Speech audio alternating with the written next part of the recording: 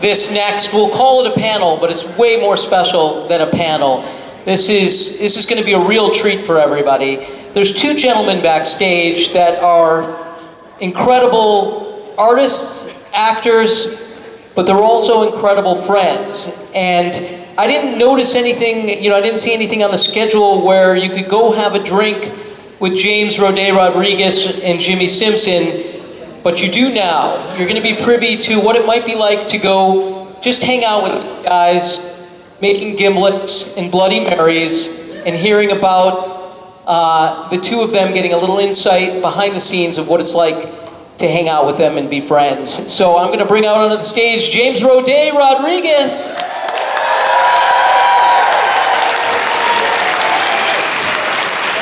Jimmi Penelope Simpson. Penelope is a family name, I think. That's Andy Bergen.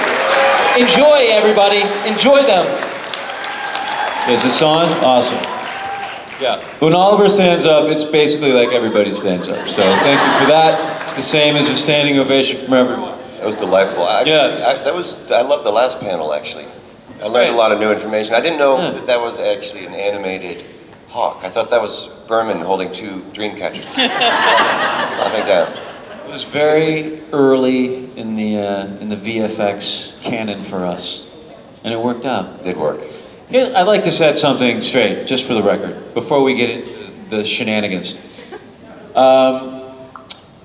I don't love, and I'm curious to hear what you guys think, I don't love being soaking wet when I'm fully clothed. Does anyone think that's awesome? Just be fully clothed, layered up, and then be soaking wet. So after I did the ocean and a pool and a shower, and when I felt like I'd done it, Did it very well. Sorry. I said, Berman, maybe we're good. Like maybe we don't need to do that anymore. I think there's funnier. Let's challenge ourselves to come up with funnier shit than just making us wet. And well played, sir. And I did the same thing with being hung upside down. I did. I'm guilty. After I did it a few times, and all the blood rushed to my head, and I almost passed out. I said, let's spread ourselves, as artists. It was an amenable, creative team. Let's come up with new bits. After my first scene on the program, I said, can I please never do a scene without eating sardines? And they said, let me fix it. But then they dropped the ball. But they got it that one time. We just wanted to grow. I just wanted our staff to grow. Because I knew they were good enough to do that. Anyway, they asked us if we would do a panel, and... Hi, everybody. Hi. We can be relaxing together. They said, what do you think would be fun? And we were like, early morning vodka? And they were like, yeah. So we're going to make ourselves alcoholic beverages, and we're going to talk about whatever the hell you guys want to talk about. All right. Here we go. We've got ice, we've got limes, we've got vodka, and we've got a bottle of simple syrup. All right. So it's going to be gimlets, is what it sounds like to me, right? And gimlets. When we're talking gimlets, what we're talking about is a fresh squeezed lime. It's lime juice at its freshest. Yeah. You want to add that to a spirit of your choice, often vodka, maybe some gin if you're looking. It's usually a vodka or a gin situation. Being very British, you can go ahead and go gin. You mix them together, you shake them, you add some simple syrup. For those who don't know, that's a syrup that's very simple. Tito's is great. Tito's is great because they make they donate proceeds to dog rescues. So yeah. Charity day. There's also a little value. If you find yourself wondering which vodka should I drink at a restaurant and they have Tito's, that's the way to go. All right, how do you do it? I got some ice here. My sweet friend, he loves ice more than anyone I've ever met in my life. I don't know if you know this about him. He has how many? 17 ice makers in each home that you have? Guys, I'll tell you what I found that was a game changer for me, and that was the little nugget ice maker. Yeah, I grew up in San Antonio, Texas. Go Spurs. And we had a place called Sonic. I don't know if you guys know Sonic. you park your car, they come out in like the roller skates, and it's nice, and they had the nugget ice, and they had cherry limeades, and when I realized that there was a machine that would make Sonic Ice, and I looked at my bank account, I said, you know what, I can afford this. I can afford this nugget ice machine, and I'm gonna get one, and I'm gonna get one for my little place, and I'm gonna get one for my place that's in the woods, and no matter where I am, I'm gonna have Sonic Ice. Little insight. It's the little things, you guys. It's the little things that really can end up changing the game for you. Well, loves to crunch some ice as he's having a beverage, and with the nugget ice, there's a soft crisp that's going on, and it really makes him happy. Yeah. Makes me happy when he's happy. Now, I recently discovered, when I was visiting my Paul in LA, that he found something that's I think it's a bit of a game changer for him, and it's a chair that massages your entire body. And I thought you were going to mention that I literally just got an ice tray for the first time in 12 minutes. I really thought it was, because when he came over, and I can't understate his love of ice, I said, since you were coming over, I made the most ice I've ever had in my freezer. And it was one of those trays that had 4 cubes. This tiny bowl of ice? I said, yes, for you. He made 4 cubes of ice. But tell him about the chair, Paul. Tell him the whole origin story. I'll tell him about that. Well, see, at the Costco, it's a user-friendly establishment, Costco. They're looking out for you. And I would go there, and I would pick up a thing or two, and I was looking for the free samples and enjoying every single one of them. And then I saw a guy had a massage chair that looked like a rocket that would take you to Mercedes moons. And you know, those moons, they're good. Anyway, so I sat into this chair. It was kind of like one of these situations. Expecting to just get one of those airport type la la la la la la la la la la. And within 30 seconds I said to the man, is this very, very expensive? He said, I don't understand what's happening. And he said, it is insanely expensive. But here at Costco, we're selling it wholesale. So I got an expensive rocket chair that makes your body feel nice, half price at Costco. Thanks, I don't even work for it. But my sweet friend sat in this chair, and instantly his eyes rolled back and said, am I in Nirvana? And then I played, who did I play? I played some Sundays, and he was truly in Nirvana. Is this what's happening? Yeah.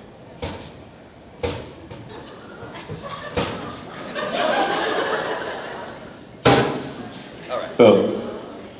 All right. We've got 2 glasses. We've got 2 gimlets. Thank you, sir.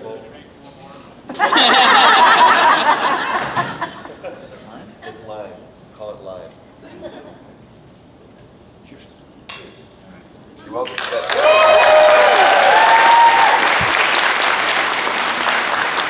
We did all of the mixing underneath the bar, so you can just guess how we do it. Very refreshing. It's 5 o'clock somewhere, right?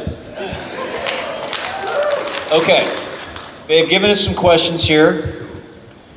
Let's attack them. Let's attack them with vim and vigor. Here we go. This is Chloe. There she is. If you two were to fully collaborate on a new way to incorporate Mary Lightly back into Psych, post-mortem, of course, what ridiculous scenario would it be? We saw him as Yang's angel in the musical, Sean's dream in the first movie, and Sean's hallucination in the second movie. This is a nutshell for where we've last seen Mary Lightly. First of all, Paul, why didn't you tell me I was going full Goggins? I didn't realize. Now, why would you cover that up? We have discussed this quite a bit, haven't we, Sweetman? The ways to find Mary back home, where she belongs. It's not my job to share the results, but I'll tell you, there's some beautiful results. I do think there are still inventive, satisfying ways to incorporate Mary into the Psych universe. But yeah, no, that's true, and it would have to happen, right? Yeah, it's a good question, Flo. It's no longer a Psych movie without Mary Lightly. It's very kind. I'd be really curious if we could flip it back on y'all. Can we get maybe 3 options of how Mary might return if they raise their hands? Faked his own He's faked death. all of the deaths and the burial. He's impressive. One more time? Super attractive, identical twin brother. We'll get Johnny Silverman to play.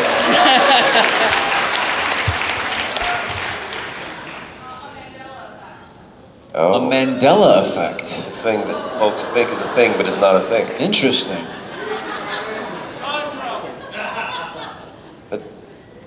Plastic surgery. So dead, but just with a new face. Right. Sounds no, I like it. Well, here's a kernel of truth that I'll drop. There is a script that exists for the 4th Psych movie. It exists.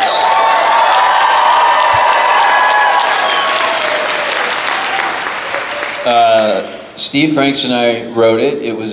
We would have made it by now if our friends, our good friends at the studio and the network had said yes. And Mary Lightly is in that film.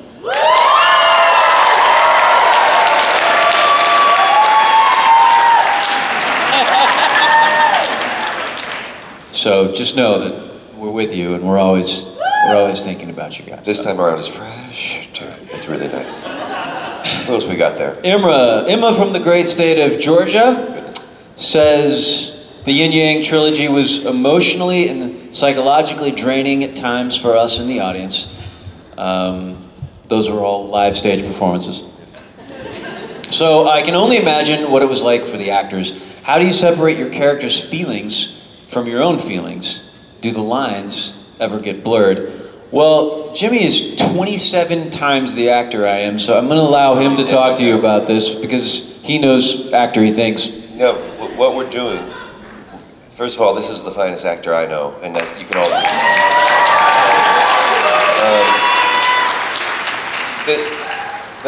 the beautiful thing that Steve and James have kind of built with Psych is this opportunity to go and tell a fully fleshed out story that hits home, that is hilarious, and yet, despite it being so perfect in every way, the scenes open up for improvisation and emotional improvisation in the scene. And so, James and I are rarely that far away from Mary and also rarely that far away from James and Jimmy. We're able to play those 2 truths kind of seamlessly in that situation. And so for me, that's kind of the dream. It's like living acting at the same time.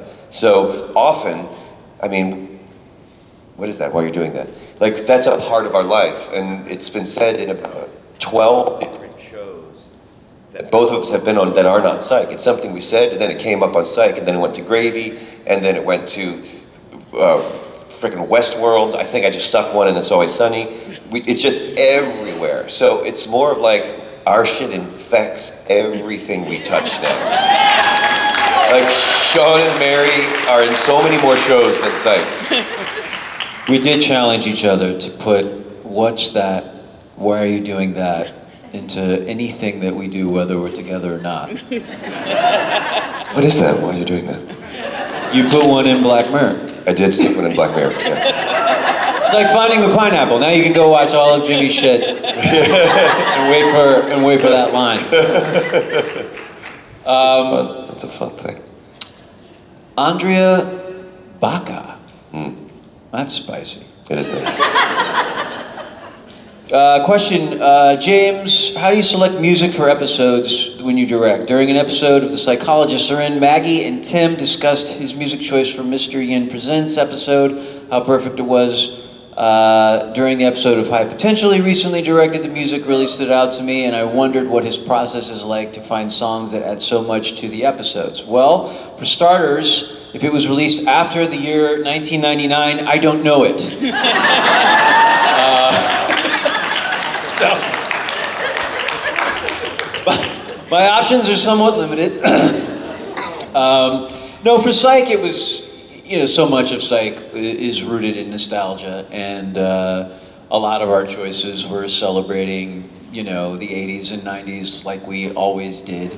With Yin Presents specifically, I remember speaking with our composer, Adam Cohen, because that last montage that ends the episode, he really wanted to score it. And to be fair, because it was a Hitchcock episode, I probably should have said yes to that. I should have given that to him because he did such a great job scoring the episode. I think that's the only Emmy we were ever nominated for in the entire run of the show was score for Mr. Yin Presents.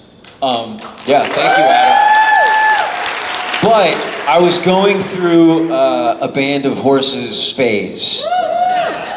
And they had just come to Vancouver, and we had seen them at this cool venue called Richards on Richards that no longer exists.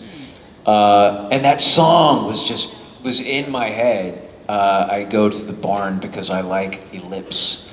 And so I wrote that montage to that song. It wasn't the other way around. And that's why I was so adamant about holding on to it. And I battled Adam Cohen, and I defeated him. Yeah, and so, the whole thing existed, in my head to that song, which is why it had to be that song. I do think it worked pretty well for the end of that episode. And then the rest of the time, I'm just pulling stuff from my 80s and 90s high school playlists. Jillian, also from Georgia. A lot of Georgians in the house. When doing a scene together, how difficult is it to keep acting when one of you starts improvising? I can do that one. Yesterday, we were told we would be doing a scene from Silence of the Lambs, and before we went on, James was like, "Did you look at it?" I was like, "Not yet." He's like, "Yeah, me neither." What? And not because we don't love you guys. No. It's because it's one of our favorite movies. We knew they gave it to us for a reason because we know it backward and forward. And he goes, "What do you think you're gonna do?" I was like, "Oh, I was thinking about just being, as the girl in the hole, just responding to you with Buffalo Bill's voice." And he goes, "I was thinking about doing it like a mom from Staten Island." And I said, and I think we both thought we were kidding. And so he gets up there and delivers the perfect Edith Bunker. I didn't know what it was. It was beautiful, so specific. And I dropped into Buffalo Bill as the victim. And I think it was on line 3. Just the script was completely abandoned. Completely abandoned. No structure, no form, no point.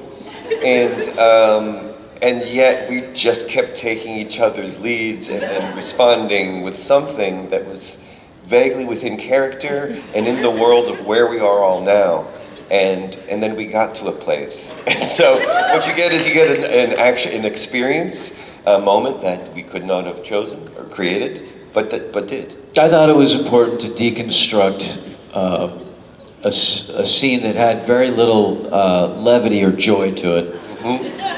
Flip it on its head. Like that. And show you that, hey, in a parallel universe, those two could become friends, Sends the lotion down, moisturizes. That's just the way out, though, baby. He says, "You know what? I shouldn't have put you down there." And then he lets her go. It was nice. Yeah. It was nice. But the truth is, we don't always keep it together. We laugh at each other a lot. I've ruined plenty of takes watching Jimmy do his thing and making me laugh. Very much the same. We break. We can't help it. Jim, yes. If you had a pet parrot, what would you name it?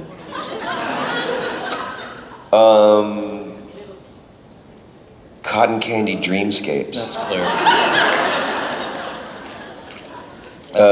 Paul, what about you? What would your pet parrot be called?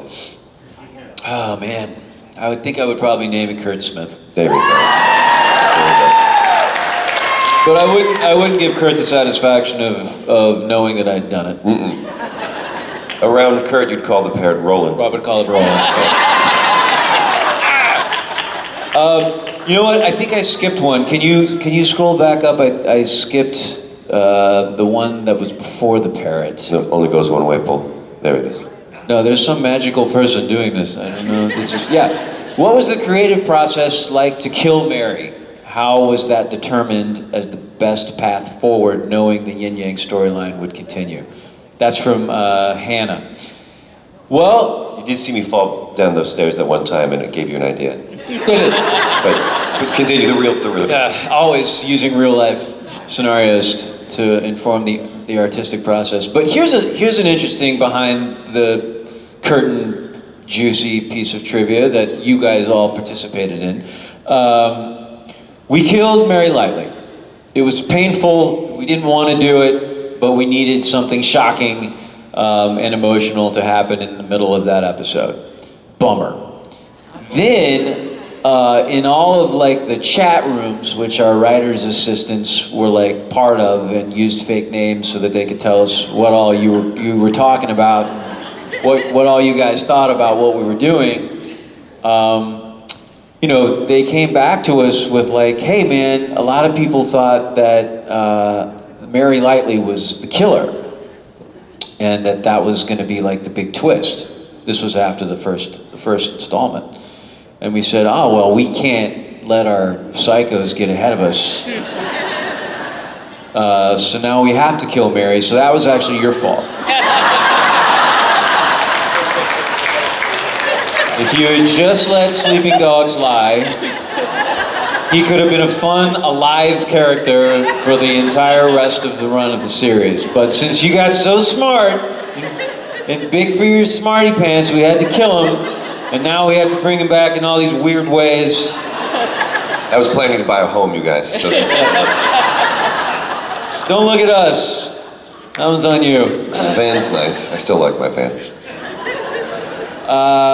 Kayla. Let's see. Hi, James and Jimmy. Hi, Kayla. Hey. Hey! While watching your scenes together, it seemed as if you both have such natural chemistry, even when Sean was wary about Mary, poet. I was wondering, was your chemistry as natural as it seemed, or did it take some time, extra practice, and maybe some Bloody Marys to help you all get to that point? That's a fun one. It is a fun one. I met Jimmy many moons ago at a poker game hosted by our wonderful shared friend, Michael Rubenstein, who you may know better as Michael Weston. And our chemistry was instant. It was two gentlemen sitting across a table from one another who were both very bad at playing poker. Also, it's like, you know, Weston is not, but the poker game was kind of a Hollywood scene. There's a scene vibe. We were in Hollywood, and there was just this kind of like one-upsmanship. There were people there that were there to win. Like Yes. they were there to win money and let you know that they'd won money. And Jimmy and I were there to drink Just happy to be seated and weird malt liquor called Steel Reserve. That's why we were there. it unlocked portals to something. They come in huge cans.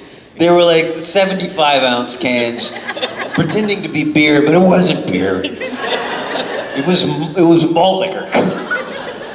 And so, 30 minutes in, we were trashed, which made us even worse than we already were when we were sober poker players. And we loved horror, and we loved the idea that, you know what, all of these guys around us actually care about this game and want to win. We're not going to do that, so anytime we have good cards, we're going to tell each other because we don't want each other's money. It's very South Pacific when you see a stranger across a crowded room, and it was just like everything was happening, just like, bro, just in our heads. And from that moment on, it was just this kind of like wordless connection, and then we just became buddies. And it was maybe a couple years later that James showed up to a poker game, and he was extra light on his feet. I'm like, what's going on, man? And he's like, the Psych pilot was like the most popular thing since like Monk existed. And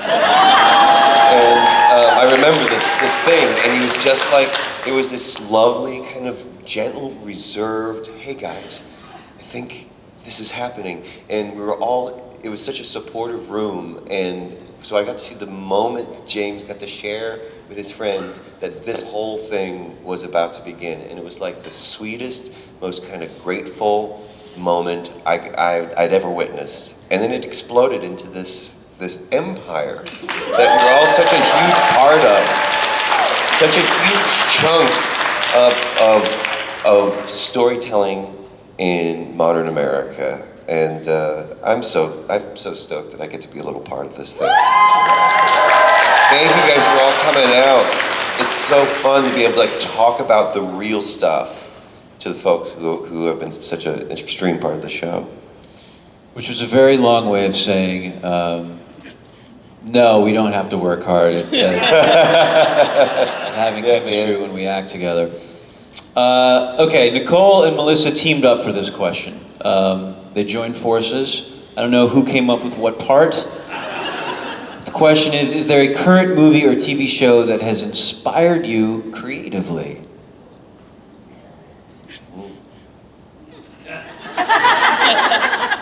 Yes, I recently watched, I'm not done with the whole thing yet, so no spoilers here, but I recently, I watched the first 4 episodes of a show called DTF St. Louis. Created by a man named Steve Conrad, who created another show called Perpetual Grace that starred Jimmi Simpson. And as I was watching it, I was sitting there going, thank God people can still do shit like this on television. Like, thank God it gives us all hope that we can come up with something that's so wholly original and so like F you to the establishment of television, that we can, you know, that it can still happen, and that someone will pay for it and people will watch it. And you might watch it and be like, this is the worst shit that I've ever seen. And that's totally okay. But for me, I guess because I've been doing, like, especially directing, I've been working on a lot of, like, you know, network stuff, and that's great. And there's a place for it, but it is a machine, and you do have to follow a lot of rules. And to watch someone following a grand total of 0 rules is always very inspiring to me. Amen. Yeah, it's wonderful when you get to see someone not give an F about like what is accepted right now. And you worked with that guy, like, firsthand. So Did. you sort of experienced how he doesn't give an F. He really gives no Fs. He said to the studio, I'd like this 5 minutes of the TV show to be in black and white. And they're like, why? He goes, because I feel like it would feel right if you did it that way. And they said no, and then he said, then I won't finish. And then they made that section black and white. And it totally feels right. Feels so very right. I'm slowed on the uptake, but I just got through Slow Horses, and as anyone seen, it's what they're doing is, well, Gary Oldman's kind of doing that. He's like, oh, you thought this is what a character is allowed to do in any given situation, and he upsets that cart so beautifully and hilariously, and sometimes violently. And so it's stuff like that that allows like the actor in me that's always looking for more reasons to like ignore the boundaries, seeing someone like that just in the whole series, in the lead series, just like James did as Sean, just like, wait, there's no boundaries, it's just being creative again and again. And Goldman's doing that on TV, which is nice to see. Yeah, he's pretty good. Got talent. That one. Joey and Morgan. What is the story behind Baby Mary in Psych 2? Well, where's Frank's? Well, we knew he was going to be part of a hallucination, like a drug-induced hallucination, and then it was like, what would be fun to do with Jimmy? knowing that he's game to try anything and that he always shows up and is a good sport. And we became sort of, and I don't know, we might have been drunk at the time, but we really got tickled by the idea of having our production designer create like extra large shit so that Jimmy's full adult body would look tiny. Somehow that was very funny to us. Very funny to me too. I have a lot of footage of showing up that day and seeing, and it's with big green screen behind it, and so I gave everybody my camera. I said, just take straight video of me in this. I can superimpose it on anything forever for the rest of my life. And so 20% of videos going out of my phone to friends have me going, goo. And then it gave us an excuse to write the Suckling Teat song, which, you know, you can't pay for these things. They just have to happen the way that they happen. We have James and I have a very deep shared love of music. We love a lot of... You thought he was going to say teats, but he set you up for that. And then he pulled the rug right out from under you. Yes. Not being forward, we're talking about each other's teeth. This is all safe. But yeah, so we would be sending each other little songs back and forth. Half of our voicemails to each other begin with an impromptu song, probably set to a Cranberries or a Smiths tune. And so there's a lot of riffing. So if we could do it on camera professionally and then make you watch it, we always are excited. Yeah, it's good stuff.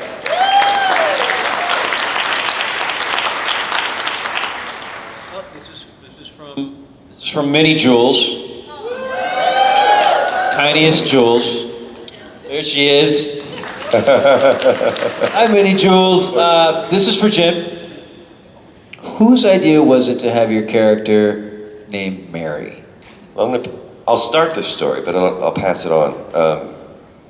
The idea, I believe, was USA, or who owns them? Yeah, it was USA. It was USA, but it began by Stephen James naming the character Pam. And go ahead. Pamela, that is correct. Yes. Continue on how they chose it. Yeah, so it was going to be Pamela Lightly. And again, who knew what we were drinking at the time, but we thought that'd be really funny. And one of the few times that, like, it's so random. They so rarely flexed on us, like the studio. They were so good to us and let us do whatever we want. But for some reason, that was the line. Naming a character Pamela, like a man, Pamela is just, that's too much. No one's gonna believe that. Take us right out of the story. We need it to make sense. Doesn't matter how good it is, no one's gonna believe it because his name's Pamela. Try again. And you know, they let us do so much at that point that we were like, oh, maybe this isn't the hill to die on. Okay, let us go back to the lab, workshop some different names. So we were like, well, we still want him to have what is generally considered a feminine gendered name because that's funny. What if we name him Marion, but we spell it Marion, like there are football players named Marion. Maybe we can get away with that. So we put Marion in the script and nobody said anything. And then we got on set and we were like, obviously you go by Mary. Just in case there was any confusion. That might be what it says on your birth certificate. That's not what anybody calls you on this show. Thus, Mary Lightly was born.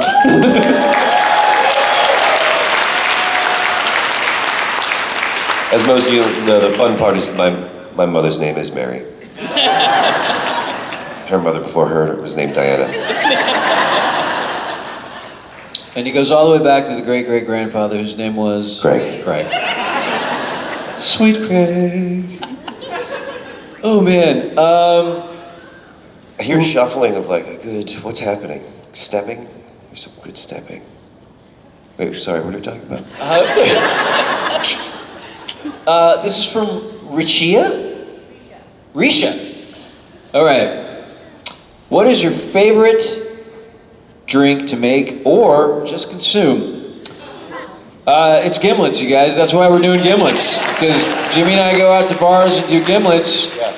And a lot of times what we'll do is we'll start one of our places and we'll watch an 80s movie, like a horror movie from the 80s, right? Sometimes they're like classics, sometimes they're lesser known titles, sometimes, you know, it'll be like, hey, I wonder if this holds up.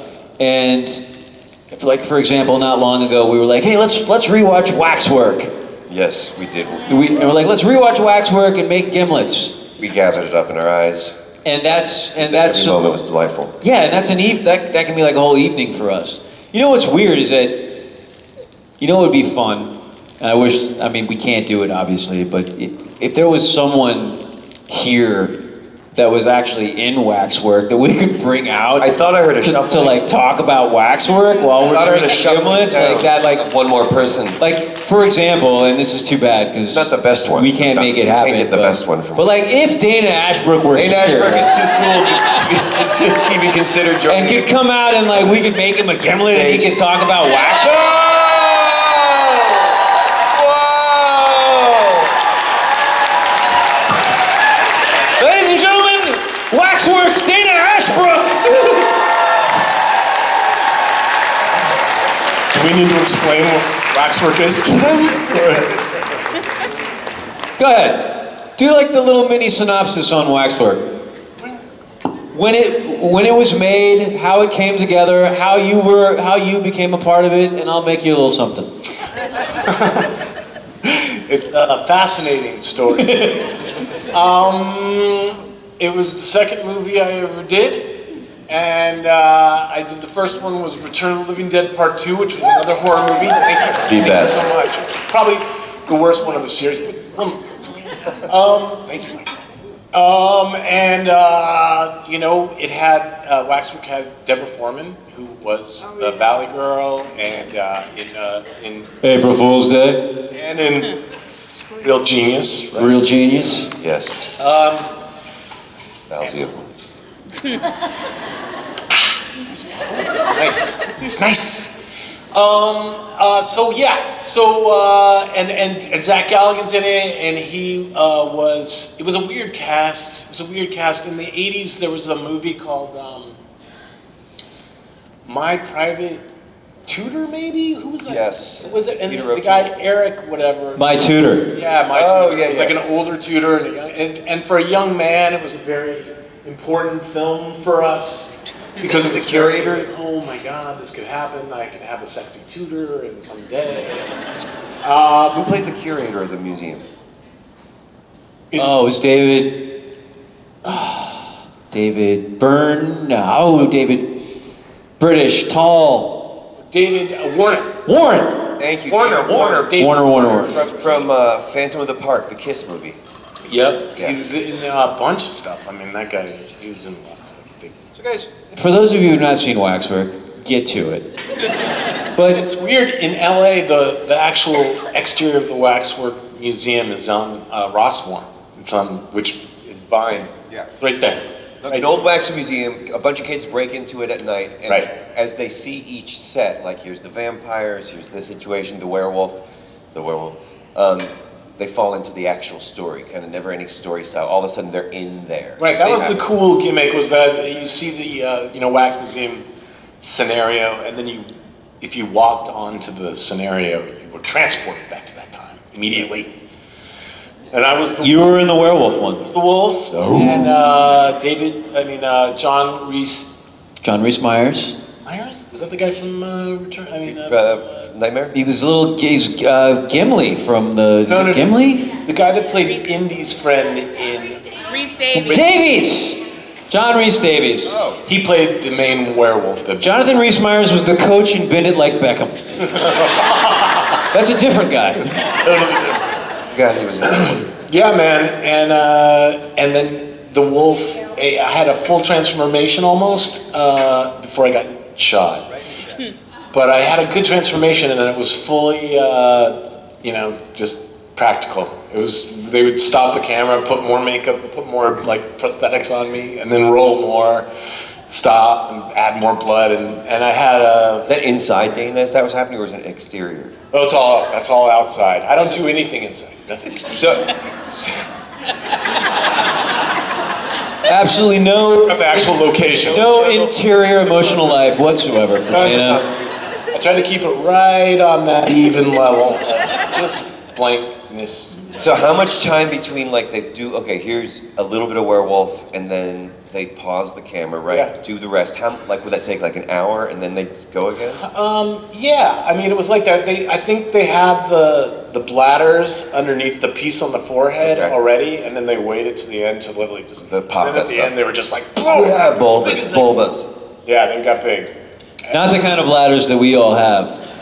You're talking face bladders. These are little pouches that go underneath the prosthetics that they can control from off camera so that they can make them like bubble or explode or fill them with blood or pus or whatever you want. American Werewolf in London type stuff. Yeah. Oh, straight out of that. And they also, I had just like a fang, just a couple fangs for the early transformation. Then we had a full set of bottom and top, really amazing wolf teeth for the end when I got shot. You see the And it was period, right? It was. I do a lot of period work, really. That stuff. Yeah, I mean, there was no. It's like It was like colonial or something. Like you had long, because I remember like he's Dana, and then he steps onto this little tableau behind a little red rope, and all of a sudden he's got a wig and like a shirt with a butterfly collar, and he's like all of a sudden he's like a craftsman of some sort or a carpenter. And he's walking through the woods. Walking through the woods, and I find a cabin because I'm scared. I go into the cabin, sarcastically, as I was very sarcastic about the hair and everything. I'm like, the hair, what is going on, man? And then I get mixed up with the wolf, and that's pretty much what happens to me. It doesn't end well for you. It but doesn't. it's a very fun movie from a very specific time for horror. And at the end, there's a battle royale, which is nice for all you horror fans, because all of them come to life, and it's just like a big battle, which is great. That movie took me places many times growing up. Thank you for guiding me. Yeah. Speaking of guiding me, you were with some Twin Peaksers yesterday, and I was super thrilled because it's one of my favorite shows of all time, and you're one of my favorite characters. Dana, Twin Peaks. How was that? Like, do you hang out with those guys very often? What's that flow? How often do you get to see your Twin Peaks buddies? A lot more now, weirdly, because of these kind of things. Yeah. We do that. And since cell phones, it's been way more easy. But, we did that show in 1989. We did the pilot, so, I don't think I had a cell phone until mid-80s. So it was hard to stay in touch as much, Yeah. That was back when LA only had one area code, and it was 213, and it's like as soon as someone moved to 310, it was like, Matt, I'm never ever gonna call you, bro. I'm never ever gonna dial all those numbers. Dana has, in addition to appearing on Psych more than once, and that's a very short list of people, by the way, who've done that, he has another very interesting tie to Psych. And anyone who is a Twin Peaks fan knows this already, but I'm gonna go ahead and put it out there. Dana's father on Twin Peaks was the first ever murderer on the show Psych. Don Davis. Don S. Davis, may he rest, was the first case that Sean and Gus solved in the Psych pilot, and he was also Bobby Briggs' daddy. I remember I met him, he had this very commanding voice, and he was, this really commanding sort of presence. And I met him on the pilot on the day that we shot the scene where it was like my mom and my dad were there. I met him like 5 minutes before the scene. He was like, "Hey, Dad, how you doing?" Little did I know that after that, all those years, he would, he's my TV dad and my TV mom, Charlotte Stewart. I'm still really good friends with Charlie, and it was just, a funny thing to do a scene with someone that's supposed to be your father, and then I didn't even know him. I still haven't actually met Corbin. We see each other, we pretend like we know each other. He shows me his belly button, but we don't have the closeness that I always thought that we would get to eventually. I don't know what it is. I don't know. How about you, Jimmy? Want to talk about your dad? His name's Bud. Believe it or not. Is your dad's name Bud? It's Bud Simpson. Are you kidding me? No, it's not. You know that But my dad's name was Buddy? Stop it, right? I have a tattoo. My dad's name as a child was Buddy. And then he thought that was a bit childish, just went with Bud. My dad stayed with it. Oh my God. 'Cause you know what's he's a child amazing, at heart. guys? We're out of time, but this is I think this is actually the right way to end this panel. We got two gentlemen whose fathers' names are Bud, and what is your favorite drug? And what is your favorite drug? I think that things that grow from the earth aren't necessarily. What is your favorite plant? Crap. What is your favorite plant? Guys, it's all about Bud. Thanks so much. We love Bud. We love Bud. And we love Teats. Hello. In Asperg, ladies and gentlemen, James